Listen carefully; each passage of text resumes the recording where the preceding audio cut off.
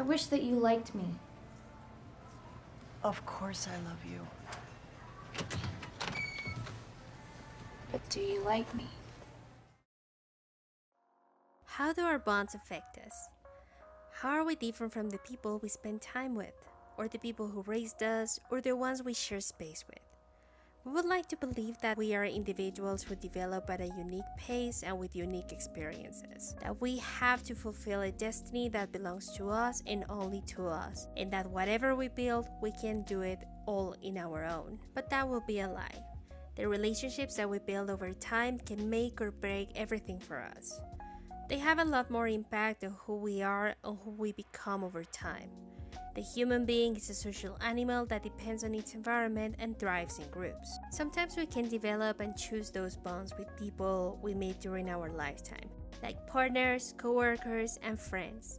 These can be temporary or permanent, or others that escape our control, like our given family.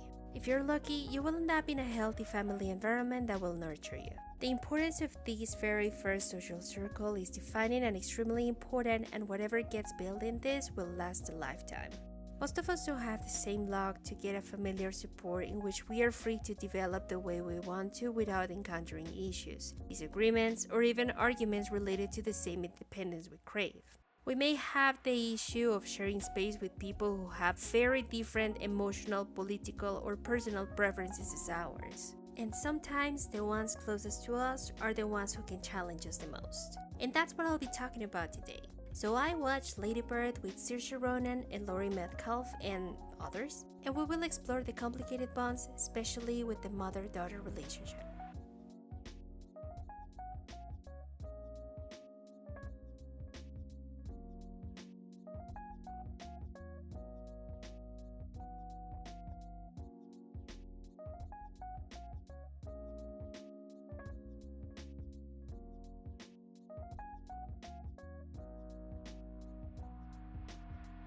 The movie starts with Lady Bird and Marion, her mother, coming back to Sacramento from a college trip. They have a disagreement and start arguing, and as soon as it's too much to handle, Lady Bird throws herself from the car while in movement and breaks her arm. Then maybe you'd learn to pull yourself up and not expect everybody to do everything. From there on, we see how Christine, Lady Bird's birth name, being lower middle class and going to a prestigious Catholic school in Sacramento, works with her environment, her friends, her family, and especially her complicated relationship with her mother and her relationship to the city she lives in, while at the same time striving for her dream to go to college in New York. We see her fall in love twice, once with Denny, who ended up being gay, and Kyle, who ended up being an ass. We see her trying to find her way in her city and in her school, in which she has a direct social and economical contrast from her life at home, and basically trying to understand what's actually important for her as she becomes an adult. In the end, Lady Bird does end up achieving her dream of going to school in New York, not without its own downfalls, and the distance helps her understand the love she had for everything she went away from, her family, her friends, and even the city. I know the recap is a little quick and lacks a lot of detail, but I totally recommend you to watch the movie if you haven't done it. It's definitely worth it.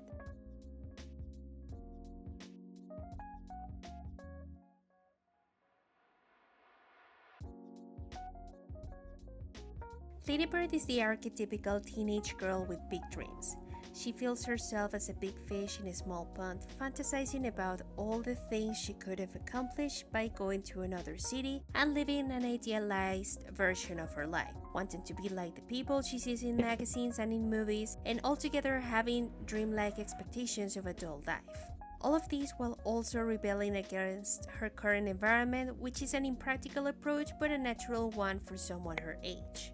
She's naturally rebellious, intelligent, and curious. Lady Bird is a nonconformist and has big dreams for herself. When she wants something, she goes for it, and that makes her energetic and brave. This is not only exemplified by the nature and the accomplishment of her dream, but in her romantic and social life as well. She has a strong character which often clashes with Marion's, since both are very similar in this aspect. But even if misguided, this aspect of her makes her defend what she believes in spite of the family's disagreements. She's so fixated on her desires that these sometimes can make her overlook the opportunities that can be found on them. This is a situation that makes Lady Bird an outcast, not because she has been shunned by her community, but mostly because she has herself casted away hoping for a better future, a better place, a better life, while at the same time feeling stuck on the one she currently has. Click that. Yeah, just once I'd like to have the song New York Groove play and feel like it really applies to my life. You've never even been to New York.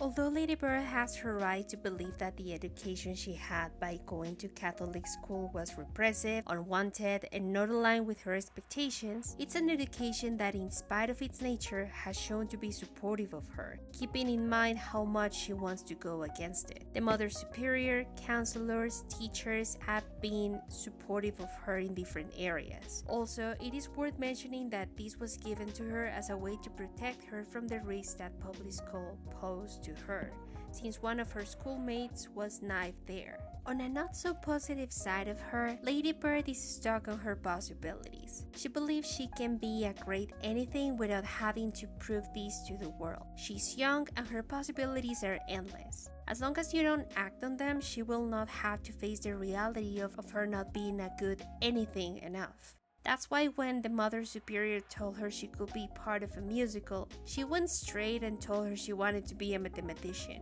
The possibility of her being a good mathematician was better for her than being faced with the reality of her not being good or as good as she wants to be in musical theater. What I'd really like is to be on Math Olympiad.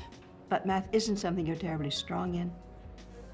That we know of yet. She's fixated on the idea of what could happen and all the possibilities she has at hand without taking into account the realities of her current life, like wanting to be in New York despite of the potential threat to her security that this may cause. Remember, this was the spring of 2002, only 6 months after 9/11. Looking for East Coast expensive colleges when her grades are not particularly good enough to grant her a scholarship or any financial aid to go there. And virtually any decision she makes in this movie is motivated by what could happen instead of what it is. Her rebelliousness and her big hopes for the future, which are reasonable for her age, resources, and social class and expectations, does make her come as selfish in the eyes of others. And well, she is inadvertently selfish by carelessly making comments about her life to others, like the wrong side of the tracks comment she made to Danny, or by not letting her father drop her at school but blocks away so no one at school sees them. She has a more open and loving relationship with her dad, with him being the one who she tells about the East Coast school applications, and him supporting her emotionally through the process and hiding all of these things from Marion. She has a big personality and character, but when someone doesn't notice it right away or something doesn't go her way, she just gives up, and instead of looking for a place where she belongs, she blames the place for not adapting to her instead. Like when Julie had a bigger part in the play than her. Even if Lady Bird prepared a song and a costume and Julie was just singing very quietly in comparison, Julie was chosen because she sang a religious song and therefore was going to be viewed more favorably by them.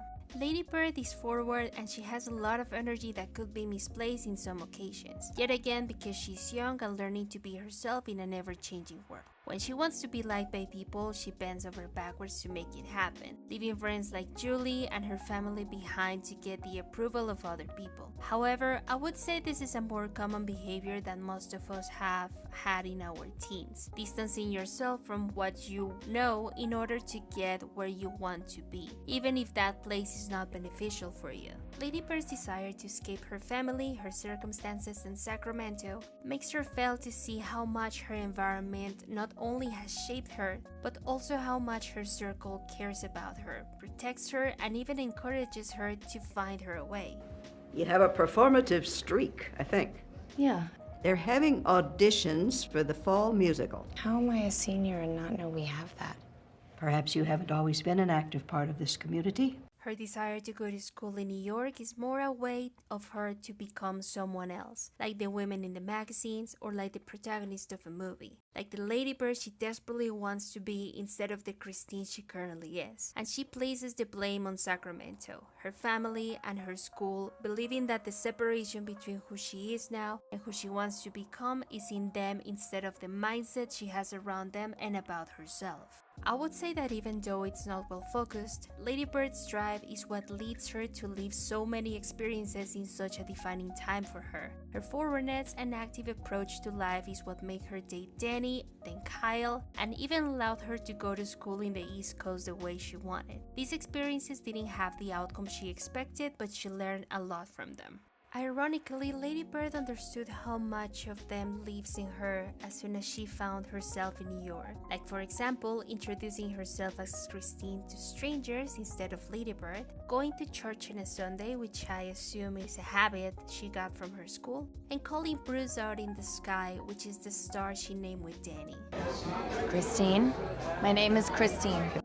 With no one around her and nothing she has known all her life, new to everything, and although she's been waiting for this moment to stir a new phase in her life, only by being far away she could really appreciate the love she had felt for all those people, places, and things that are actually closer to her than what she thought. That even though she went miles away to live another life, they have become a part of her, and therefore she will lovingly carry them anywhere with her.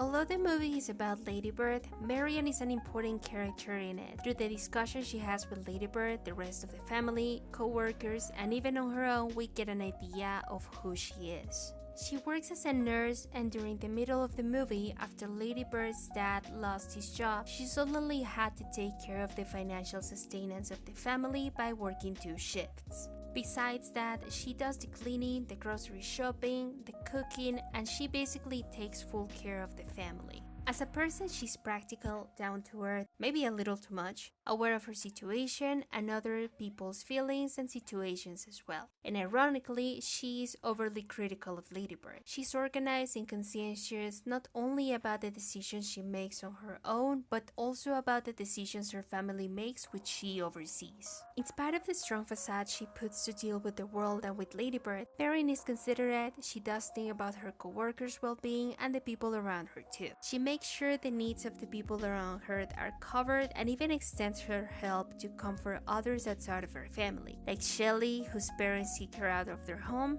her co-worker who will have a baby, and even Father Leviat, who was himself grieving the passing of his own son. She has a big heart, your mom. She took me in after my parents freaked out about whatever. Who do you turn to when you feel this way? No one, I guess. For this very reason, Marion shuts her emotional side. She doesn't allow herself to feel too much of her own feelings because this makes her feel weaker. Reason why her duty, her obligations, and her energy goes out to other people, but she readily allows this sensitivity and care over herself, and she extends this courtesy, or lack thereof, to her daughter. Marion is strict. Maybe a bit too strict on Lady Bird, but in this way she imposes the authority that she wouldn't have with her dad, since Lady Bird knows how to handle him, and Larry is more lenient to her. Larry is softer, more understanding and quiet as a parent and as a person. In this movie, although he's the male parental figure, he takes a more passive approach to his relationship with his family, and although he's hurt by being laid out and by Lady Bird being ashamed of her family, he doesn't express it and just accept it and his circumstances for what they are, which makes him more emotionally aware not only of his emotions and situation, but also the emotions and motivations of others, especially his wife and his daughter. So given his nature, it makes sense that he has a more supportive role in his family rather than the one of an average father will have. Does Mom hate me? You both have such strong personalities. She doesn't know how to help you, and it frustrates her.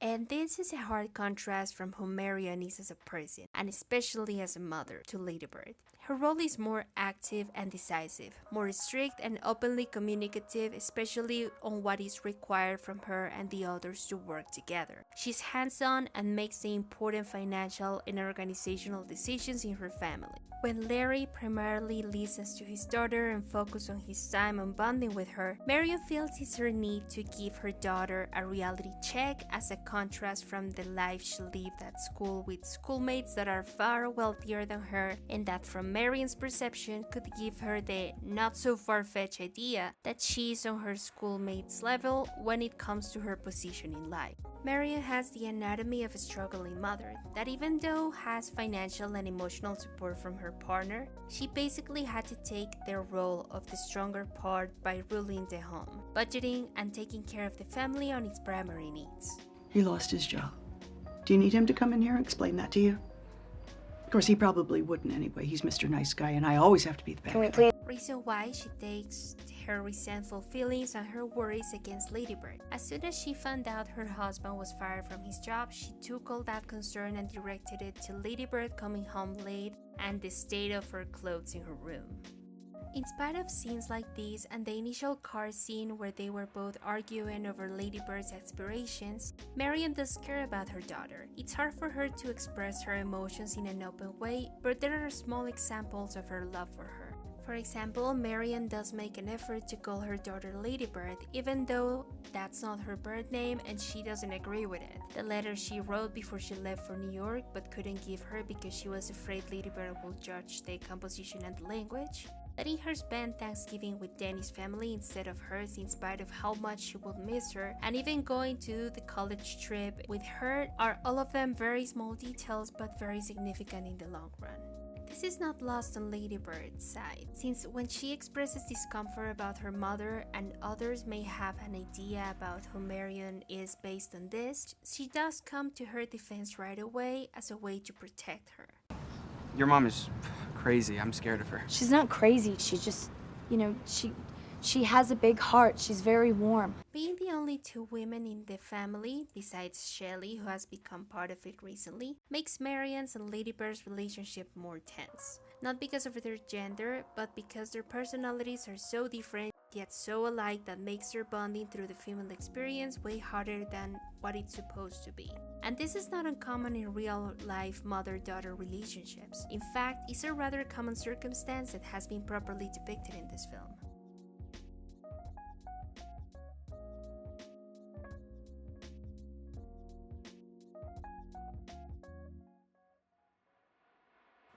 The first shot of the movie is Ladybird and her mother Marion sleeping next to each other while on a mother-daughter trip, which implies the importance of this relationship as she, as a young woman, comes of age. The emotion while listening to the audiobook in their college trip is a great example of their personality traits and how they process things. While Marion needs time to enjoy what she has listened to, Ladybird jumps right away to the next emotion by listening to music. Not only that, but it's also worth noting how the breach in communication led from a conversation to an argument, when Ladybird was trying to express the hope she had for her life on her own, and Marion took that as a complaint on the life she had provided for her. Exciting thing about 2002 is that it's a palindrome. Okay, fine. Well, yours is the worst life of all, so you win. Oh, so now you're mad? No, it's because just you're I being wanted to ridiculous listen to because you music? have a great life. We also notice that there is an amount of resentment and concern that can tell that although it's not obvious, this is not the first time that they have this argument. We can perceive that anything each one of them says only fits this ongoing issue in which Ladybird has hopes and dreams for herself, and her mother is asking her to be reasonable and grounded, judging by the current state of the world. Let's remember, again, it's 2002 and 9/11 created a huge amount of instability that led Marion and many other adults to have the image of the US they grew up with shattered in front of their very eyes. Or TVs in this case. Some parents, I would say most of them, see their children as an extension of themselves, and in this case is not the exception. Marion suffered criticism, and the harshness in the way she treats Ladybird can be seen as contradictory based on the other things she does for her, because she is particularly critical and sometimes even verbally blunt and passive-aggressive, but we also feel that she does care about her, even if it's not immediately evident for the public or for her daughter. Since Marion has this behavior towards Ladybird, it can be interpreted as her being harsh on her daughter because she is this harsh or maybe even harsher on herself. As it has been mentioned before, she does see Ladybird as an extension of her, and seeing her act so differently from what she would makes her feel out of control, which, being the main provider and organizer of their family, puts her in a very compromising position, not in public, but with herself. She pushes herself constantly to meet deadlines, pay the bills, and keep her family well fed and safe because that's her role she had to take care in order for her family to survive with scarce means. She sacrifices her desires and her dreams in order to do what's right for others, and subconsciously wants Lady Bird to do the same as her, and in a way resents her for not doing the same, or at least appreciating what has been given to her through this sacrifice. No, Larry, you can't just be the nice guy. She has to know. She has to know how you feel. Otherwise, she's just gonna think she can say anything at all, and nobody ever gets hurt. Wrong side of the tracks. For example, the fact that Marion shunned Lady Bird when she found out she was going to New York was a mix of the pain of having her daughter making an important decision without telling her, the pain of having her daughter go away, and the disappointment and anger for no longer having access and control over her. On the other hand, Lady Bird is subconsciously inspired by Marion and inherited a lot of her qualities, which makes them see a lot of the other in themselves, and therefore driving anger and confusion and pain where there should be open love and understanding. Because in their eyes, it will be something like, "Why don't you love me? I'm literally just like you, just a little different." All of this just makes Lady Bird's rebelliousness more evident and more explosive at the same time. As a young person, she can't understand why her mother, who is the very first person we all share a deep emotional bond with, and who is in most cases your first supporter and your first emotional rock, is being more critical of her and apparently colder than other people in her circle. She cannot understand why her mother is not like other mothers she has seen in media or in her friend circle, and she's confused by not being able to connect with her the way she expects to, more openly and more widely, because she has received so much criticism from her own mother that makes her feel attacked even if she dares to express her ideas, hopes, and dreams. And when she does try, she's met with that dose of reality Marion feels necessary for her to not make any mistakes that will put her at risk. But Lady Bird doesn't know this, and this excessive amount of caution only makes her feel that her mother is discouraging her from becoming who she wants to be. They are both very similar, and I will dare to say that Marion recognizes the naive optimism of Lady Bird, but it's wary and cautious against it. I would say it was a part of who Marion was as a young woman, naive and optimist. However, since life has already shown her a different side of herself, and whatever she had to do to survive, and not only to protect herself but her family and loved ones, she's not only critical of Lady Bird, but of that way to see life as well, because it got her nowhere when she was like this. This is supposed to be a bonding experience for them. Spending time with a member of the same gender can be a grounding experience that teaches how to live, and at the same time we can teach the members of our same gender how to do so. Especially for women, since we are raised to be more social and open with our life situations, and even more for a mother-daughter relationship, because it's the very first experience that we have to learn more about how to behave or defy our gender expectations. This is not the case for Marion and Lady Bird. They both share a certain amount of animosity to each other. Marion on Lady Bird for not seeing and appreciating the sacrifices that are made to keep her safe, well-dressed, and healthy. And on Lady Bird's side, the disappointment is more about her mother not being willing to see her, understand her, and accept her as the person she's becoming. In this case, the struggle between the parent and the child is more apparent than their common grounds as women, which doesn't mean that the latter doesn't exist. We also see how Marion justifies her strict behavior by raising her children in an opposite way she was raised. By worrying about them and taking care of the basics, she wants to break a family cycle that from that small clip we can see that left her scarred. And don't you wish your mom hadn't gotten angry? My mother was an abusive alcoholic. In her own experience, caring and worrying too much is a direct contrast from the abuse and neglect she had to suffer growing up. Lady Bird is aware that even though they fight and they have a lot of disagreements on how they want to live their lives, there is a lot of love that hasn't been expressed by both of them. And when they express it is when the other one is not present.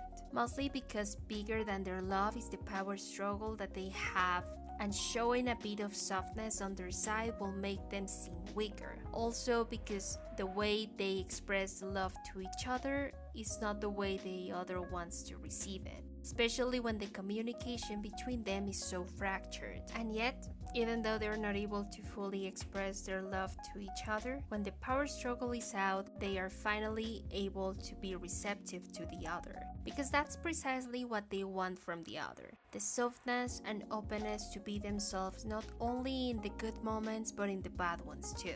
A good example of this is that after Lady Bird loses her virginity to Kyle, an experience that was really bad for her, she breaks down in front of Marion. She properly comforts her, and they do an activity that makes them both happy. Or when Marion, who was holding tightly to her pride and her position, finally breaks down and wants to reach Lady Bird before she goes to New York, only to find out it was too late and she was gone.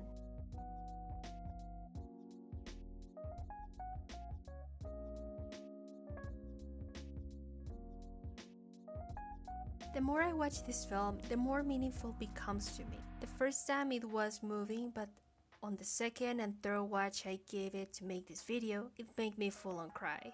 Because although the general circumstances are different, there's something most of us can relate to, especially when we have a difficult relationship with a loved one. Lady Bird and Marion have a lot of differences, but something that unites them is the hopes they have for a better life, the forwardness of their ideals, the direct approach that they have to life, and last but not least, the amount of love that is hidden in the details, which is one of the main points of the movie. What we notice and what we adopt from the ones we care about, which can be bigger expressions of love that are not reflected in words and gifts. In spite of the financial struggles that Lady Bird and her family have, we can see something way more valuable that is not expressed, but it's very evident when you see the interactions of the family from the outside, which is then contrasted by Shelley's, Kyle's, and even Danny's situations. They love, support, and sustain each other in the face of difficulties, and the sentiment behind it is strong and genuine. Almost at the end of the movie, we see Lady Bird talking to the Mother Superior at her school after she wrote an essay about Sacramento, in which she explains attention as a form of love. Guess I pay attention. Don't you think maybe they are the same thing? Love and attention? And this is basically what the movie is trying to show us, and is also an esoteric principle. Where our attention is focused is where the intention is at. When we pay attention, it's because we care. Most of us understand that love exists in any context we are placed in, but we fail to recognize it when we are either not able to properly express it or blinded enough on the day-to-day to recognize it. And that led us to believe that it's a concept that may not even exist. It is so mundane and simple, yet complicated and universal. And we see it in our daily relationships with our family, friends, and loved ones. That even though it can be applied to all situations, of course, sometimes what drives us away from our loved ones is not the lack of love, but more the lack of the expression of it. Although it is a cruel reality, sometimes distance is needed to understand what we feel and what we experience. And from Lady Bird's perspective, it took her going miles away from her family, her friends, and her city to understand that the love she had for them was bigger than she thought it was. And this distance is what gave her the perspective and the courage to express it. And if anything we can take from this movie is that sometimes seeing something with brand new eyes or from a different perspective can help us understand that in spite of the size of our worries, disagreements, and issues, the love that we have for the life, the family, and the place we are is probably bigger than all of them, and any time is a good time to show it up. Thank you for watching. Don't forget to subscribe, and if you have any ideas or any suggestions, feel free to leave them in the comments. Bye bye!